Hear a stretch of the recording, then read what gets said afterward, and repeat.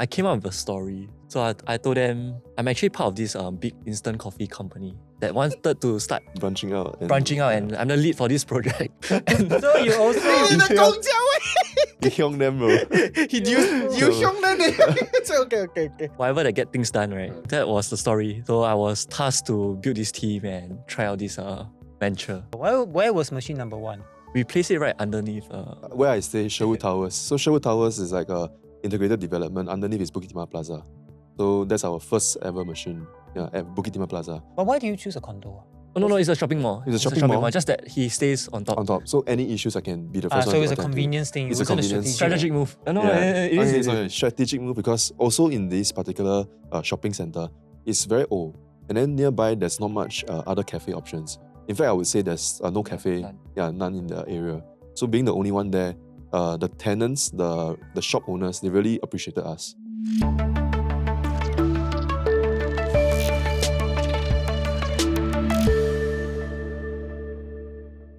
Welcome to the Financial Coconuts, the business show. I am your co-host, Judson. I am your host, Reggie, aka your Chief Financial Coconut. We have made new changes to the set. Yes. Most notable is not the high chair. It's my beautiful halo at the Oh back. my Yes. gosh. Woo! Your Holiness, Reggie. Thank you. Bow. How many Sambawing. Bow at the feet. How many years have you thought of having the halo? Many years. This light has been rough. So you decided that new year, new I don't know, new vibe, new right? chair Then, from Commune. So also the new light come out. Yes. thank you, yes, Commune. Thank you. finally elevated, the status of our Yes, show. thank you. And then you make Reggie very confident of Yes. his capabilities. Awesome. Yeah. We'll put a promo code below. Anyway, today we are doing something very special, Yes. very interesting. We rarely we hold products It's a in very our, thirsty in our episode. hands, and this is not even a sponsored post, can or not? But today, because our guests, I think we should define them as the youngest challengers to a legacy industry here in Singapore. So, and they are the co-founders of Flow Coffee. We have Jarran and we have Wei Sheng. Say hello to the screen, Hello. to the camera. Hello. Wei Sheng, you are the CEO and founder, and then Jarran, you're the CEO and the co-founder. Yep. Yes. All right. Okay. So the whole in a nutshell, right? They have 20 vending machines here in Singapore. Nice good start. And then and under 1 year, how many months already have you been running 10 this months. business? 10 In months 10 months, 20 machines. And the interesting thing is that their vending machines dispense cafe-grade coffee using fresh milk. That's what everyone says. Which is why today That's what everyone says. we are here to taste for to ourselves. test it out. Yeah, test it out, right? So in our hands, I'm we not have, endorsing. I no we're promo. not endorsing this. If we don't pick your coffee, then we don't pick your coffee. This is your No, we're pasar. confident. We're confident. We're confident. Okay. So three different coffee brands. One of them is Flow. The other two is from the other two. So we just taste lah. This is cafe latte. Right? All three of them. Yes. Okay. Okay. Fresh milk. This looks damn weird. Ooh. Oh, I think I know this one. I think I know this one. Got deer inside. Nah. There's a got deer one. Got Which deer. one might? Oh. Wow, that I reaction. like that reaction. Oh, this one. This one does have a bit of the okay, not a bit. It has the espresso, that type of the fragrance, all that is there. Okay. All three tasted already, huh? No, last okay, one, okay. last one. This one tastes like milk. Yes. Like flavored milk. Yes. I don't know whether you put in order or not, lah, but Yeah, this one No, tastes no, like no, we flavored it's didn't, milk. random. like, it's randomized. We don't even know which one is ours. Okay. I think So are we I gonna know which one. review? Are we gonna review? Yeah, you can take what the is your best. favorite This one? one, You this take out one, your this one. favorite one. This is my favorite one. This is my favorite one. This So we review first, right? Really, I don't know what is the we didn't know We never paid them whatever is anything. whatever, right? Yes. It's ours. Yeah. Reggie's holding flow. Yep. Yay. Yay. Later I was saying the Ding, ding, invoice, ding. I tell you. This is not Hey, pre-planned, this is not guys. I really You mean must send invoice to them, thank you. Uh-oh. Oh, but it's quite nice. It's quite nice. Legit. So that was pretty good lah. Yeah. Okay lah. You survived the blind taste. Yeah. But that We're doesn't confident. mean Oh, 3 data set, okay? Three Three data. data set. No worries, we're ready for more. Selection bias. You confirm choose the other two last sub one, Hey. right? So naturally very curious, right? How is it that a vending machine dispensing fresh milk coffee can actually fight the deer and the other one, and then taste as good as our heritage local coffee cafes, right? But on par lah, not disappointing. I would say on par. So Pretty good. naturally we want to understand, right, how you got to this point, 20 machines, But let's go from the start, right? Wei Sheng, you're a computer science major. Yes. Then Jarran, you I are was studying project and facilities management, which is essentially like construction in NUS. Yeah. So nothing related. Got related one because you're ops. Ah, yes, a bit. But Yeah. what is not related is Wei Sheng, Computer. right? Why Cannot find a job, is it? That's a recent problems, right? It a lot is, of it comp sci is. students sweating, right? They can't find jobs. Yeah. Straight A kids can't find a job. It's a personal problem. Yeah, I think back in school, a good cup of coffee can last me throughout the whole day, right? But for me, so I'm lactose intolerant. So I always had to pay like $1 more for my coffee. Wow. And for a student to pay like $8 is like too much, not sustainable. So it felt like a treat more than something that fills up my day. And me and my colleagues, when we go during lunch breaks, we will walk like 10 to 15 minutes to cafe. And then they will complain after that, like, wow, how come we walk so far just to get this and so expensive? And then kind of disturbed me a bit, like, how come so expensive? Why is it not accessible, like good coffee? And then I wanted to understand the economics behind like why cafe charges like 7 or 8. So after I spoke to a few cafe owners, I understand that most of it is the revenue goes to the overhead costs like rental and manpower. And that takes out about 70%, I think. And I think coffee beans, the prices have been increasing because of the increase in demand also. So everything comes together. I think it's very hard to run a F&B cafe in Singapore. And that's where I thought of bringing in a vending machine using technology and automated solutions to bridge the gap so we can afford quality option but still compromising on the quality. So initially you did want to run a cafe, but because you realized that it is not sustainable, not viable really here in Singapore, then you switched to vending machine. Or was it that I always thought that you wanted vending machine right from the start. Then you try to think, oh, what to put inside the vending machine. I was just thinking, what are the ways to reduce that overhead cost? And vending machine seems like the most obvious. And you see iJuice like prospering. Also, when you talk about vending machines, I'm sure you have looked around, right? So many vending machines here in Singapore. Then, how then do you conceptualize and have this confidence to launch this thing without people copying you or whatever? We tried the existing machines. All of them. Like every single coffee vending machine, existing one, right? We try all of them. Like everyone, most of the time we take one sip, then we like, then we throw. And this one is like legit one. Yeah. Yes. Real experience.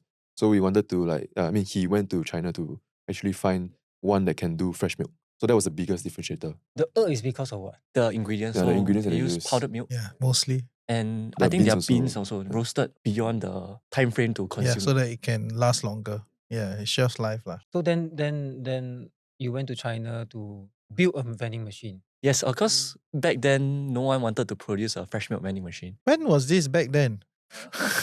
Wow, a while ago. I You're think, back then, like macam like you've been in this business for a long time. 3 years ago, I left my job. Okay. So 3 years ago, you entertained this idea, right? But only like a year plus ago, you guys started as a business. Okay. Yeah, so I search online. Obviously I go Google. search Clearly, business life is coffee tough. vending 3 years machine. sounds like forever, right? Yeah. The R&D process took quite a while. I Okay. think first is finding a manufacturer that is willing to build this machine for you without paying them any like R&D costs. Like because we can't afford. I think it costs probably up like millions and above to R&D a machine for you. Like IoT machine that has automated cleaning functionality and things like that. It's actually quite complex once we got to know more about the machines. But this should be a OEM situation, right? They take different components of different processes put together, right? You shouldn't need to more, open new things, what? We thought it works that way, Yeah. but turns out it didn't. Like Oh, because they have existing coffee machine that uses powdered milk. So they didn't want to reinvent the wheel. But because I kind of sold the idea to them that this is the future, like people are more conscious about quality and taste. And to differentiate yourself from the other competitors, because everyone is doing the same powdered milk coffee machine. That was my pitch to them. I said, like, you have to go to this direction. And I said, like, with the IoT advancement, a lot of this is more closer to than before. Yeah, and I think this is really the direction we should go. actually, can I hear a little bit more about the advancement? What's so different? You keep on mentioning Yeah, IoT. like what has improved? Like what has technology caught up such that it is viable? And to be launched at scale. So talking about the very old school machine, the one in hospitals, like the instant powder, 50 cents per cup. So from that, I think Well, you say I can imagine the taste. Yeah, the that's how traumatic it is. the old school. But it used to be the only solution. Yes. And then after that, it progressed to they call it beans to cup, meaning fresh beans, and then they grind it on the spot. I think that, and then after that, you have the robot arm, the one that is in the airport where, cause we didn't want to go for like fancy robots gimmicks we feel. Yeah, Like, so we wanted something that can just least cost but deliver the best kind of product. And for that, I think our manufacturer already studied the whole process of extracting coffee in a cafe, and then they try to streamline it and put it inside the machine. Yeah, I think that's the espresso extraction process. And then the fresh milk, right, it always gets stuck after a while because of the nature of the product, the fats in it. Even the normal espresso machine also stuck. The That's why I auntie always always have to gotta clean, wash. Yes. Yeah, so to come up with a safe way to clean this, right, without, not a black box, right, something that is guaranteed clean, and took them a while. So they need to do like R&D back in their factory. So they have to leave the milk for a certain number of days and then test it and try different cleaning solutions. They come up with There the are a lot of things, automated right? cleaning system such that actually for every cup that you order and dispense from our machine, after the fresh milk drink, it will automatically clean the tubes. Yeah, to ensure that after the next drink is clean. Yeah. So how is it done? How's it There are done? multiple Yeah. tubes from the milk to the inside the fridge to the foam maker. So you can think of it as there are two tubes, one Correct. for the fresh milk, one for the foam. And then one more for the cleaning solution. Okay. I think and then I you need to understand. make The sure secret that recipe is in the cleaning solution. No, I think I understand. You understand it? Because if you don't foam it in the same tube, that's usually when the milk is heated, that is the part that will have all the problems. So you just have a foam on its own and then the milk on its own. So then it's separate. You only need to clean one part. And then that pipe, because no liquid actually goes through, it's just air. I mean, it's just vapor. It's a lot easier to settle. yes. Wow. You're ready to build the Right? machine. Thank you. Yeah. Thank you. Yes. But I don't know what's inside. Broadly, I can kind of understand the mechanics. Okay. It's correct, yeah. But simply put, you figure out a way to let it descale after every cup. It's pretty cool. That is Pretty where cool. the juice is, Yeah. right?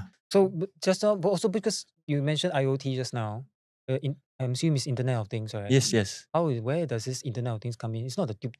It's not the different tubes, right? We have for example, in the fridge we have a temperature sensor that tells us if the temperature exceeds 4 degrees, it will stop selling. So that's like a safety protocol that we have. Another thing is Let's say the milk runs out, it will automatically mark sold out. So the next customer, by right won't receive a cup that's empty. Or even the coffee beans run out, they won't even be able to select and buy a drink. Yeah. So all these like sensors inside. I'm just curious, right? You have how many partners have you talked to before you landed on one? at least 20, and most of these are actually third. So they pretend to be the manufacturer, and then they drop ship. Yeah. And then when I They start, local drop shit at the kampong, right? Exactly where that, they are. exactly Yes. they are very good with these They ideas. are because they know everybody. Yeah. If you go to China, you will see. But wouldn't they think that who are you? Who are you for me to work with Your you? Mandarin good not? Oh, questionable actually. Yeah, question. How I, do you I speak Mandarin at home, Okay. but when But you, business Mandarin is a different level, It's totally right? different. Yeah. So okay. at the start I couldn't even say the 管字, the tube. They have specific terms for different parts, like the grinder, all these things. Wow, we had to do some like hand language to tell them what is it like. Maybe give us more light on that. Right? How do you end up finding this person and this team to work with? Okay, so I was talking to this third party person that has the machine that is very close to what I want in terms of design and the capabilities, just missing out the fresh milk and foam maker component. Then I started asking her more and more questions that she couldn't answer. She will always take like a while to get back to me. That's where I suss out like something's up. Yeah. Then I went to look at the photo of the machine, and then I found the actual brand of the company, my supplier. That's how I found out about them. From the Alibaba website. Like I just keep scrolling, zooming in. So do you fly in to talk to them? Yeah, I did. I talked to two suppliers. One is based in Wuhan and the other one is Shijiazhuang. And I went there to discuss with their chief engineer. So we sat down on a table. We talked for 3 hours, like back and forth, how to design something that's smart and it fits our operational needs. I think that's very important. Because most of the time we always want as many things as possible, but when you put it into real life, I think it's it's not feasible. So they share with us their knowledge, and then we share with them what we wanted, and then we see whether there's any like chemistry or like good same direction, I would say, whether our values are aligned. And eventually I decided on my current manufacturer because I felt that they were more professional. They focus more on the high-end coffee vending machine. Yeah. And if you notice, right, nowadays, I think a lot of people started to buy machine from them also. So a lot of people have similar machine as us, but they don't have the fresh milk component. Some of it is your design, the freshman component, right? Like you literally. I told them to add like there's this like coffee aroma portion where you can smell the coffee aroma. That's been grinded and brewed. Yeah, I think that one was something that our consumer really like. But you were just a recent grad, right? And then you didn't represent any conglomerate or whoever. Yes. Then you sit at the table, and this kind of stuff is usually, I don't think they deal on contract basis. It's like I trust you, you trust me. Then how do you make them trust you to I came up with a story. So I told them I'm actually part of this big instant coffee company that wanted to start branching out. And I'm the lead for this project. So you also He hyung them, bro. You hyung them. Okay. Whatever that get things done, right? That was the story. So I was tasked to build this team and try out this venture. So initially did they say you must buy how many machines? As a conglomerate, you better commit to 100, right? Or something. They didn't ask for any numbers because they don't even know whether it can be done, right? The fresh milk portion is really very sensitive. So I think after 6 months where they finally have the final version, then they called us to ask about the contract. Then I told them, I want to see the machine for myself before I make any decision. So that's where I flew into Guangzhou for the exhibition and saw my Guangzhou Hui? machine. Guangzhou, yeah. Guangzhou, is it? Canton yeah, Fair? Okay, yeah. okay. Saw my machine for the first time and we brought our own beans there to taste test to see how reliable it is. And we even bought fresh milk from the supermarket because they were using the UHT milk. And Oh, no, it's different. No, it's different. It's different. Okay. We wanted exact quality. Oh, very extra. I brought my like. friend that is running a cafe to come along. So Okay. So then that friend closed the cafe and joined you, is Oh, it? no. he told me don't open a machine near his cafe. Okay. And that was my promise to him. Okay. So in the end, everything worked, or I assume everything worked, but then That's only product level, ma. Product level, Yeah. When we were there, actually, the coffee didn't taste as good as we wanted it to taste. But we felt that there were good potential. Yeah.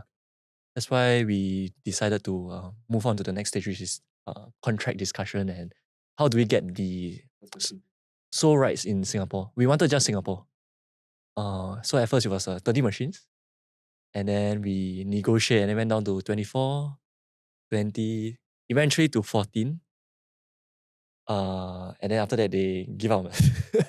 They were like, if you guys are not serious, just take one and play. So we're like, why not, right? Because nothing was proven back then. And I think it's not very smart to spend so much on something that's not proven yet.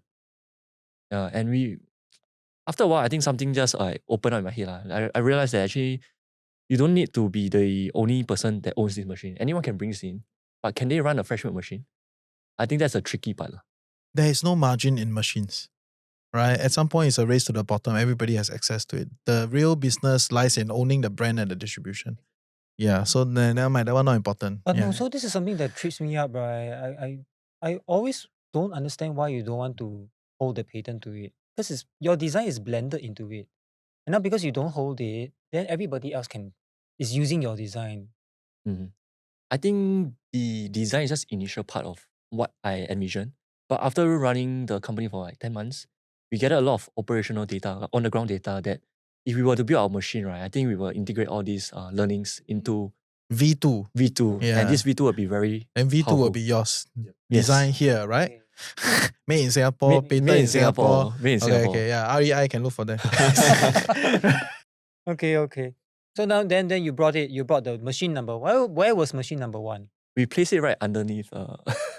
Where I stay, Sherwood Towers. So Sherwood Towers is like a integrated development. Underneath is Bukit Timah Plaza. So that's our first ever machine. Yeah, at Bukit Timah Plaza. We launched on May 17th. Yeah. Why? Oh no, last year. Why? It's a significant day for us. I think we were damn happy that it was there, and then like a lot of people were coming to support and everything. We were doing Yeah. events, a launch Yeah, event. a launch event. So who Sober attended your party, sober launch? party, Yeah, yeah. who attended your launch event? All kinds of people. Passerbys, friends, family. Yeah. But why do you choose a condo? Oh, no, it's a shopping mall. It's a shopping mall. Just that he stays on top. On top. So any issues, I can be the first one So to it's a attend to. convenience thing. It It's a wasn't convenience. Strategic move. No, Yeah. it is. It's a strategic move because also in this particular shopping center, it's very old.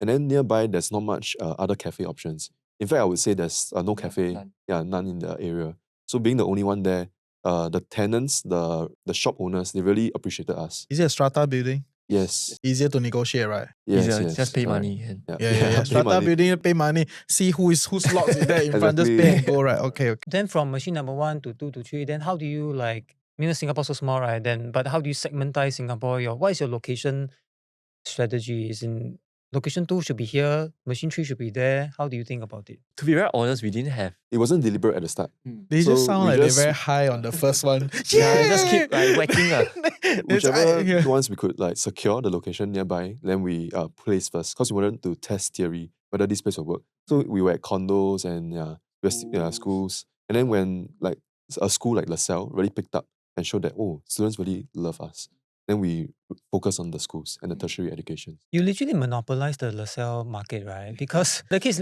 rather go to your machine than the cafe. I think it's convenience and the taste. Convenience, taste, and pricing. Why don't you just focus on schools? I mean, it's the same location question. Schools we already tap onto most already. Like I already reach out to NUS, SIT, SUTD, or the big university. All 6 autonomous universities have their.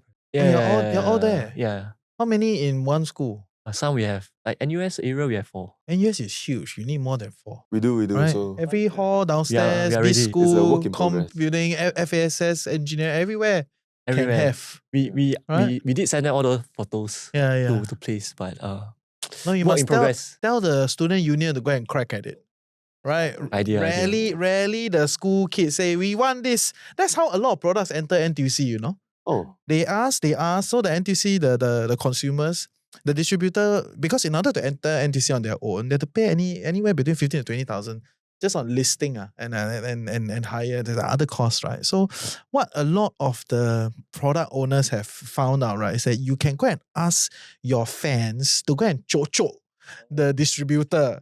And it's like, hey, we want this product in your place. Because they don't respond to you, you are not important to them. Right? I mean, from a building management standpoint, who are you? They don't make much money out of a vending machine. Your PSF 20, 35, right? And then you take like 8. It's 8 to 16. I don't know how big is the machine, right? But they don't, it's marginal upside. But they are loyal to their customer, which is a student. So if the student like it, they will do it for you. They will do it for the students. Actually, we did that a few times. Yeah. Like people like our drink, then we told them, hey, you contact this email. We found the email, we pass it to them. Can you contact them instead? Yeah, tell them, I love this. I found this at SMU. I want you all to be cool. So what is your kind of rollout cost per machine to a location? How does that look like? I mean, it goes beyond just the machine, right? There's all sorts of stuff. Just want to get some idea. So we have logistic cost around 200, 100 to 200, and then we have to pay security deposit of 3 months, same as housing lah.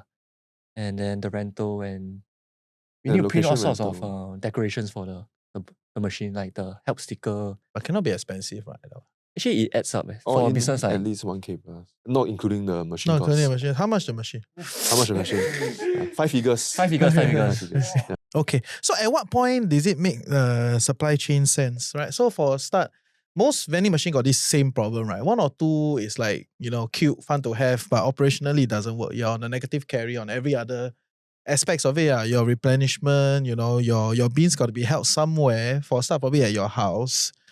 Yes, Right? it was Buy at a one of our fridge or house. something, right? So all those things will be, and only at a certain critical mass, then you can kind of really call it a business, right? Where you have a space, where you have operations, that go and refill, and as much as you use your data science and all that to optimize your distribution and replenishment, so that one I get it, but at what point? Is it like 10 machines, then these things start to make sense? Or like, is it like 20 machines now, then the business start to make sense as a business? I think honestly, I think we're at that stage now. We are just at that stage now. Like, at So about 20 odd machines. machines, that is the right time lah. Because although we talk about manpower, right? As compared to a traditional outlet, actually our manpower cost is quite high also. Because of the perishable goods. So we need to Swap them out daily. Yeah. Actually, every 2 days. Because to keep the milk fresh, we don't recycle our milk per se, we will pour away. So the wastage at the start is quite high. But you can learn over time to optimize the volume, right? Okay. So if distribution is not an issue, you figured it all out already, 20 machines, right? But there's always a customer issue whereby, because it's a vending machine, it's not a meeting location. It's not somewhere where you can stand beside the machine and chit chat with your friends. That kind. And bring our own chair, lor. I bought my Decathlon chair for exactly that purpose. I'm not restricted by public seats. You really sat beside a vending machine. I mean, I can do that. You can do that Yours for will us. sponsor my next shit. episode. Okay. We talk. Because then I would assume that a large proportion of your customers are all first time and one time customers. So what was the thing? What is the thinking to get them to come back again and again? I would imagine the kind of customers that will repeat to you is if the shopping center and your machine, the shopping center has a tuition center, and then the tuition center, your vending machine is beside the tuition center. Every week the same parent goes to the vending machine while waiting for the kid. No, but they're in schools, ma. Yeah, that's one of them. Then the school, the students, every time they have classes, Correct. My for the God, you're convenience. caffeinating the next generation. We are powering them through Yeah. their classes. I know, Yeah, you're powering, I know right, you're powering them, I know. I'm gonna write a negative article on that. Caffeinating the next generation. These people that I would rather caffeinate my kid than give them an iPad. I tell you. Okay. No, but you cannot just depend on schools. You need to expand, right? 20 machine is barely hitting the max, even in Singapore. So you need to walk out, right? So imagine today you want to list a machine here in CBD. Then you have all these different cafes competing with you, right? So have you thought about it now? After all, your machine number 21 is in a couple of months' time. Don't know where. You don't want to review yet. But, So that's exactly what we were doing the other day, like just walking around CBD, finding any possible location that we think, okay, this place can put. Yeah. Then we will reach out to the management there, contact them. And then some got back to us. So we are gonna place our machines. Yeah, that we want near CBD, you can try. Yeah, soon. Yeah. I So better that's get the- like 12-month free. yeah, you better give us a coconut Yeah, code. press, then Yeah. 50 cents only. Okay. So that's the next angle that we are approaching. So Why once we- actually? So I think I have two questions on that, right? Like, why are you entering a space that you're not familiar with, right? So schools is, I don't think you've tapped out every single school, Not every. poly, everything, right? So help me understand, right? So you because this is a decision made by your team, you have found like a winning like solution. a solution. Of course you might lose 2 months out of like 12 out of a year because students are not always in school, right? But other than that, the numbers add up. Confirm it works, right? Why don't you just double down on every school? Just go and talk to every single one. IT, the poly. I think JC kids also can right? JC can do coffee. Maybe secondary school no right? But I think JC kids work too hard so. The kids try our JC kids try our drinks. Yeah. We did reach out to some of the schools. I think it's for two reasons. So like tertiary education, right? They have certain places that they deem it to be vending machine. So even if we want to put this machine in this place, they will be vetoing it or they will be going through a lot of process. And end of the day, it's not so straightforward as what we want to put here can be put. Yeah, so that's one of the reasons why we are not everywhere in like every school yet. Yeah. So on the second part, why we are trying CBD is also because we haven't really explored and we want to test the theory whether this place will work, whether like people will love our product, they will pay for the convenience and prefer it over cafes. Anyway, what's the worst? You can just remove the machine, go to the next place, Correct. right? So that's the Yeah, flexibility. that's a good part of the And business. the average price point of a coffee here is like what, $8 already. So if they come in with a $4.50, why not, right? Okay. So and maybe the follow-up question to that is about promotional mechanics, right? So since you are already going in at a lower price point, I mean relative to a cafe right? But you must bring your own Decathlon chair right? So other than that, like what else in terms of promotional mechanics have you tried that works very well? So for us will be the physical launch. It worked very well. Like we have physical games to engage them. So we have this what is it called? The gachapon. So we have our own tote bag, socks, all this, and We have merchandise. they can stand a chance to win all these goodies just by following us on Instagram. And then also a chance to win a free drink. And then that's how we engage them. So we'll do like a one-time promotion discount, where we let them try our drinks. Although we don't really support long-term promotions, because we don't discount our drink. But that's how we engage them, and we explain to them what goes on inside our machine, how we roast our beans, how we time it such that you get the best cup. All these processes I think building this human connection is very important, especially in this current AI era where everything's automated. Okay, so you use AI for your ops, but so can you because I think a lot of SME owners listen to our podcast, right? And then all of them understand that AI is very important. But The barrier is that how to incorporate it. The inertia is very strong. Like maybe not for them, but their teams also don't know how to incorporate it. But you already are using some AI tools for your ops behind the scenes. So maybe give us a bit of a flavor of how you use it. So for instance, I think one of our biggest pain point last time when we were expanding is that we had a lot of machine maintenance things that we need to do. For example, we need to change the grinder, change this tube, change that thing. But then we have 20 and then multiplied by 10 items is like 200 items. Yeah. So how do you go and keep track? And then everything have a different days. Maybe one is like every 1 week you need to do. Something else is every 1 month you need to do. So back then we were manually tracking on like a piece of paper and it was not sustainable. Things were like breaking down or like not being changed out in due time, causing customer experience to be not so good. So how I did that was I consulted my $30 software engineer, ChatGPT. Yeah. And then they recommended me use this NAN platform. So by using this platform, you can sort of chart out your process flow and they integrate with, let's say, my Telegram. Because now my ops runner, right, all of them, they will update, let's say when they finish topping up a machine, they'll update on Telegram. Oh, Bukit Timah Plaza top up done. Then all I need them to do is to just add one more line. Bukit Timah Plaza top up done. Then the line below is like coffee QC done. It will be captured via the system, pull to Google Sheets, record down the next date that they need to do this maintenance. Then every week we'll tell them, oh, this week you need to do what. Yeah, so these are automation systems really help us a lot. Yeah. I'm not like any software engineer background, right? It took me like 2 days to set it up. So I would really encourage all the SME owners to go and do this. Time Reggie, we should sell a course. No, we're not selling a course. We're not selling, yeah. Next business idea. No, that's a tab. Don't do that. Yeah, Okay, we don't do yeah, this, yeah, yeah. yeah. Okay, that's pretty cool. That's But pretty cool. also then the frequency of maintaining a machine is like, is it a daily thing? Or even I'm sure even when you have this kind of automated flow and everything is on time, there will be times whereby it breaks down unexpectedly, right? Very often. More often than you think. Yeah. So what are the root causes of causing all these unexpected breakdowns, even with this kind of regular maintenance? I think firstly, because this is really a new machine that even the manufacturers never test enough, like long enough. Yeah.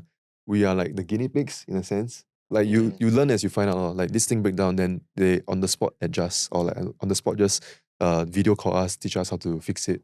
This kind of everyday learning. And Yeah. the ice machine, Yeah. maybe you get half And a they cup speak the only. Chinese, then you down there like you quite WeChat, with them, is it? WeChat, Okay, video okay. call. Very cute, very cute. So talking about Xing liang, V2, xing liang. right? I'm sure I think you are iterating along the way. As in, so to reach V2, you must have certain X amount of new features before you decide to build V2. So between when you start to building V2, you have already tested new features already, right? How do you go about testing? Do you test all 20 machines at the same time?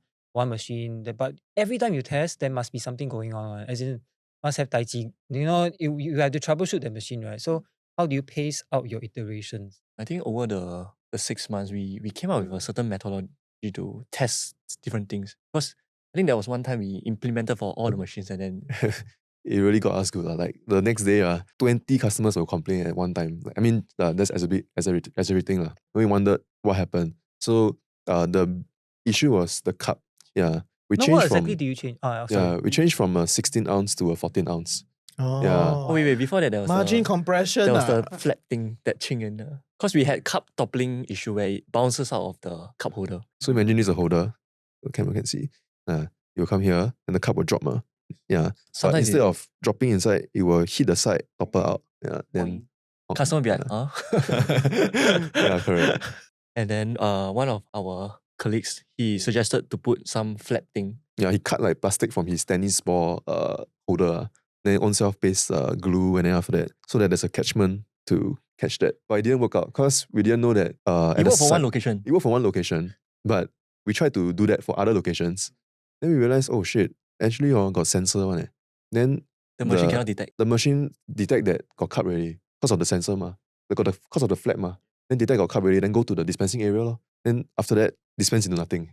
Yeah, so a lot of issues. So that was why you shrunk your cup. Oh no, That that's was a another different one also. So we received a lot of customer feedback where they say the coffee is good, but it dilutes too fast. Because we were using a 16-ounce cup, very big cup. Our coffee ratio to milk to coffee ratio is fixed already.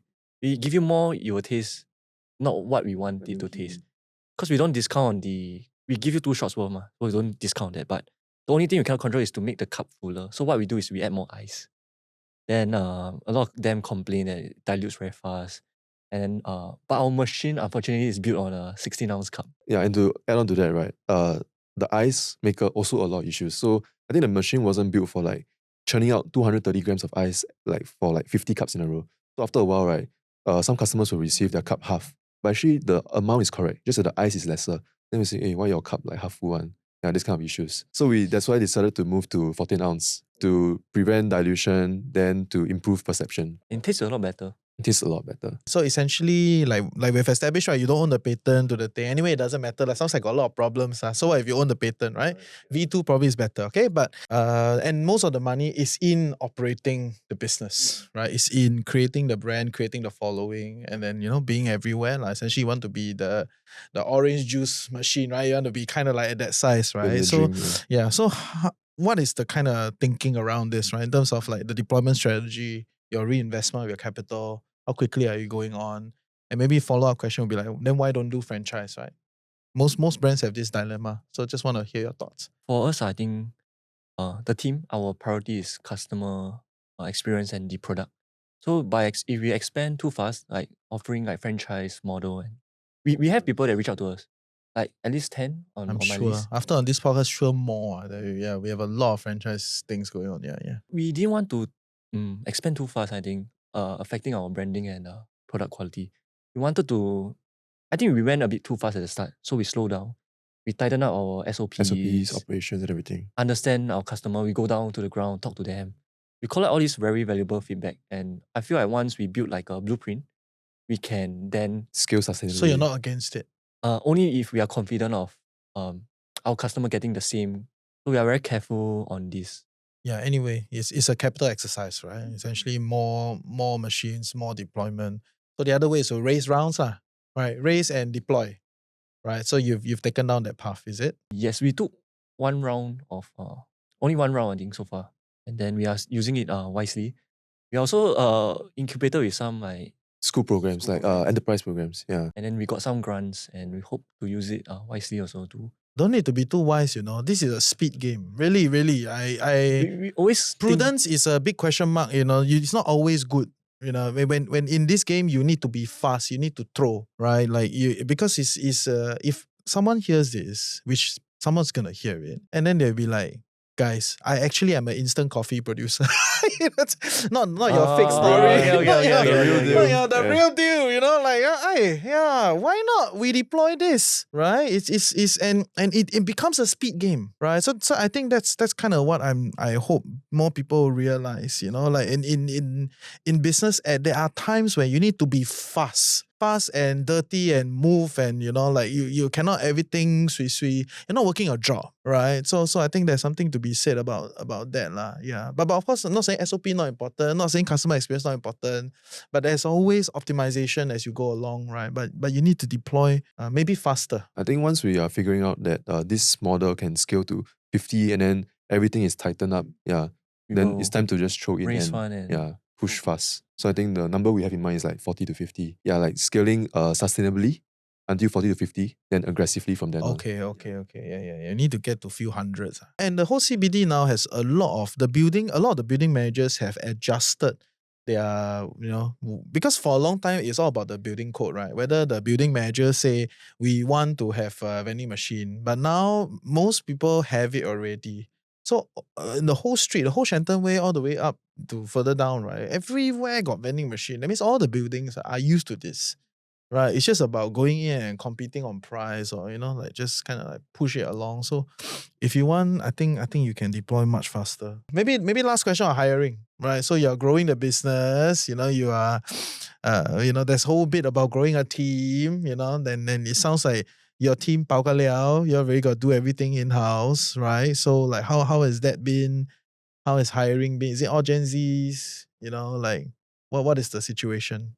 So for hiring, right, I think we got very lucky in the sense that the people that we hired so far, we tried through carousel listings to hired through carousel. Oh yeah, because we tried to promote on Facebook, tried to promote on a few places, but we couldn't really get quality candidates. Carousel got quality candidates. Also don't have. Yeah, so but it was a like a Hail Mary kind of try because we were very stretched at one point of time. Then just nice, I think On my first, our very our first, first operational driver, he was founded by him. Like, how do you find him again? he was delivering my Shopee parcel. And then I was like, for me, I just need someone that is willing to work and can drive. So I just reached out to him. I say, hey, you want to come and take a look at my machine? Because we happened to have a machine nearby. Then he came over. I offered him a cup of coffee. Okay. He just gave me his number, and then that's how we. Oh, I serious? think 1 month after that, he Yeah, correct. He quit his other He job. quit- and he it's quit his like job. full-time. Yeah, What, and join us brother? like- Cool stuff. That's ah. why- Coach from Shopee. Yeah. Wow. The best people are working at other people's company. Right, always look to poach. Yeah, if possible, within ethical means. So yeah. Then HQ, do you have a big HQ team, or is it just as in- still of you? It's the 4 of us. We have 4 like core members. Then we have Jackie, a Qingyuan. manager. You don't hire overseas anymore. At one point, you hire overseas. So the operational runners are Malaysians. Yeah. So they do also commute in and out every day. It's fine. I mean, as long as it works, right? Yeah. So we expect a promo code, yeah? Of course. Coconut. Yeah. Yeah. What's a Promo promo code? No, you can just, they can just, It's like every 8 time we go to the digits, machine, yeah. then we just coconut. Coconut Oh. 888 ah. Okay. Fa. Coconut AA. Okay. Yeah. You can try. If it works, DM us. Okay. Oh, yeah. Yeah. Yeah. How many machines this year do you intend to, like, Ideally, 40 to 50. Please reach out to us. Any possible locations, do let us know. Yeah. More than happy. Office, anywhere. Also, we got a lot of professionals tuning in also. Yeah, hopefully they tune into this episode and they can help you push around. Okay, I wish you well. Yeah. Okay, that's all for today's episode of TFC Business Show. I hope you enjoyed yourself. I think this will be one of the last few that will be on the main feed. So for all of you that don't know yet, we have decided to optimize your viewing experience and split this show out on its own, right? So that we can really focus on the SME bosses and all the entrepreneur talk, So if you love this podcast and you want to continue to stay updated, whether you're tuning in on the audio platform or you're watching on YouTube, go to TFC Business Show and give that other feed a follow. Right, 开启小铃铛, and I can put your the bell thing, right, so that you get updated whenever we have a new episode. So yeah, thank you. With that, we'll see you next week. Meanwhile, take care. Bye bye.